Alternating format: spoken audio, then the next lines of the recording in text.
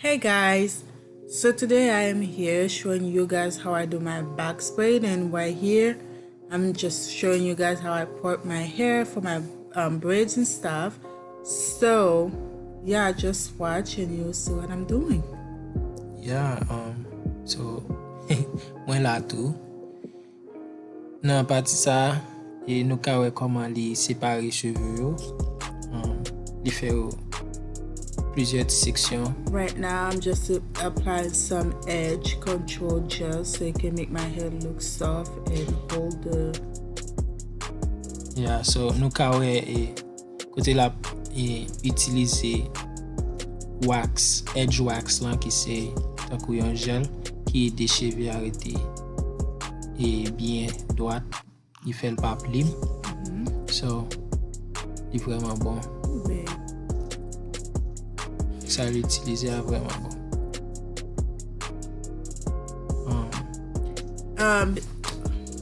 So when you guys are applying the rubber bands, make sure you don't apply it too much. Wrap it around too much because your hair like gets so tight. My hair is actually so tight right now. It's fine right now, but when I first got it done, I was having a hard time sleeping because it was so tight. So make sure you don't wrap the rubber bands on your head too much so it doesn't get too tight. So yeah, l'elle fini, li comme ça, li paraît comme ça. C'est comme si on style était, c'est comme si on l'autre style était, il était quand même quitté cheveux comme ça. So, ça pas être un continu, but it'll be fine. So, cheveux apparaît comme ça, cheveux assez comme ça, il va le démêler. Rainbow hair. Yeah. Pas vraiment connaît un pile bagay dans cheveux, mais je vais expliquer façon moi là. Je pense que c'est la clair pour tout le monde. Tout le monde qui a regardé, il est vraiment facile pour comprendre la façon de faire style ça. So yeah, anyone who's watching can see clearly how she's doing this style.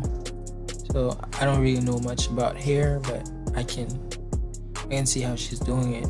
So follow along and hopefully my explanation will be good enough for you guys.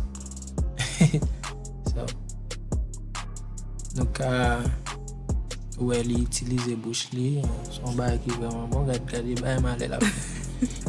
So you sleep really? Oh go talent li. Okay. So if you guys are interested in this hair and want to know where I got it, just comment below and then I'll tell you guys where I got it. Yeah. So nou ka wè nan parti sa kote la mette cheveux a. Et fok nou sûr que élastique là pa paraît. Yeah, gade bien poué. Regular braid you use 3 strands of hair. But in this hairstyle, I use my hair for this for the third section for my hair, so I can hide the rubber bands better. Okay, so pral gon exemple là.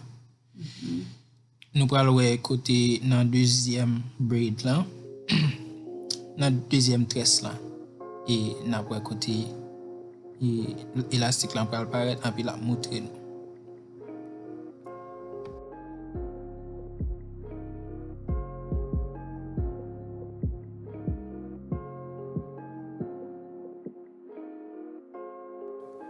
So just like he mentioned before, you're gonna see the rubber band showing in this braid right now.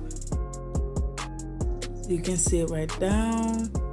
The rubber band is showing, so I'm gonna have to redo this braid because I don't want the rubber bands to be showing like this. It does not look good showing like this.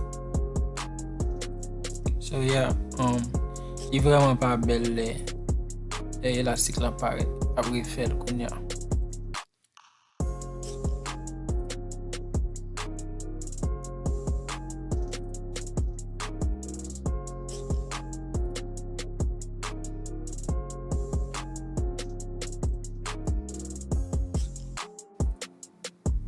So, m'te oublié mentionner que les Ismarie séparent cheveux dans plusieurs carrés, tant que j'en fais. j'en fais là, li aider avec section et section cheveux aider pour tout tresse yo gen même grosseur. Li vraiment bon, li vraiment et bon les ou séparer et cheveux li aider pour faire tout tresse yo même grosseur. So like I mentioned before, you guys, I use my hair for the third section of hair to start braiding. So as you start braiding, just keep hiding hair to the other from the other section of the extension, so you can make your braids the same size of braids. Yeah, these are some pretty even braids. It looks pretty even. Here I have some hot water, burn some hot water in the stove so I can dip my ends in the hot water, because see right here, my hair started to unbraid. So once you dump your hair in the hot water, it helps your ends to stay.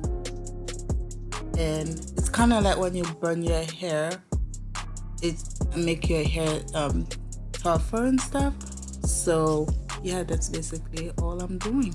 Yeah, like so les limiter cheveux dans de l'eau chaud, pointe cheveux dans de l'eau chaud, li do tankou li tellement cheveux à soi, li détresser pour col.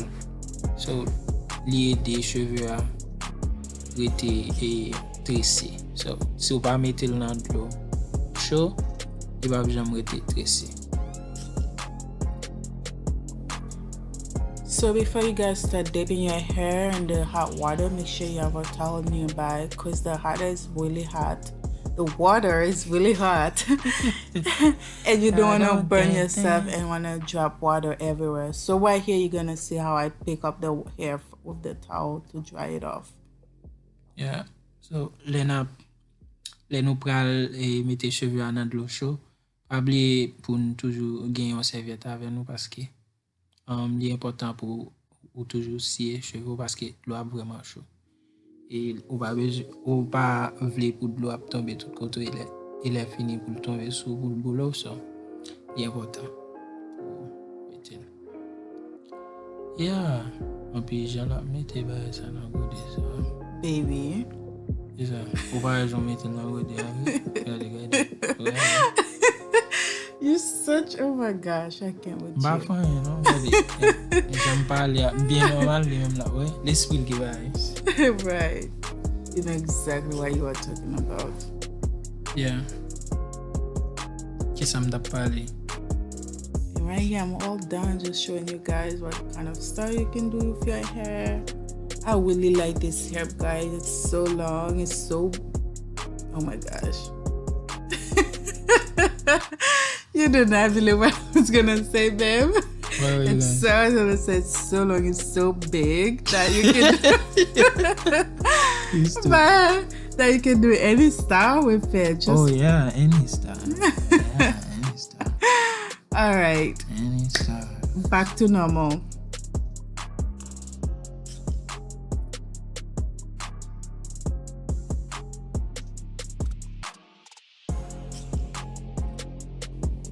So it's about the end of this video, and as always, we just want to say thank you so much for all our subscribers and everybody that's watching our videos.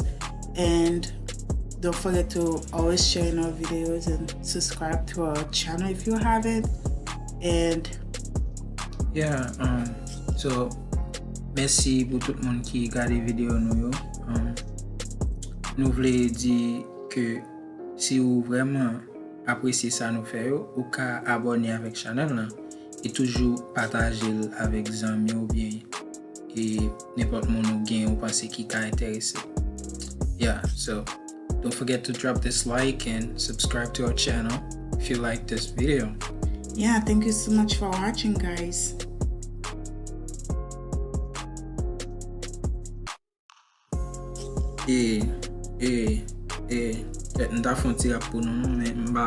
Okay guys, so if you guys wanna hear Anthony's rapping, give us 200 likes for this video. And our next video, in our next video, you're gonna hear Anthony's rapping. Million like full time. So yeah, give us 200 like for this video, and you're gonna be hearing Anthony's rapping, guys. No, I'm bad at it, baby.